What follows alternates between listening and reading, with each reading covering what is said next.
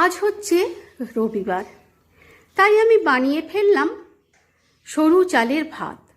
সেটাকে প্লেটের উপর সুন্দর করে সাজিয়ে দিলাম, সাথে দিলাম একটা লেবু আর লঙ্কা, আর ছিল শাক ভাজা। আমি শাকটাকে গোটা পোস্ত দিয়ে ভেজে নিয়েছিলাম, সেটাও দিয়ে দিলাম। আর ছিল ফুলকপি আলু ভাজা, অদিনের ফুলকপি, সেটাকেও আমি ভেজে নিয়েছিলাম, সেটাও আমি প্লেটের উপর দিয়ে দিলাম। আর ছেলে বাজার থেকে খাসির মাংস নিয়ে এসেছিল, সেই খাসির মাংসটাও আমি বাটির উপর দিয়ে দিলাম, আর উপর থেকে একটু ঝোলও দিয়ে দিলাম। তোমাদের কার কেমন লাগলো জানিও। ভালো থেকো, পাশে থেকো, প্লিজ প্লিজ পাশে থেকো।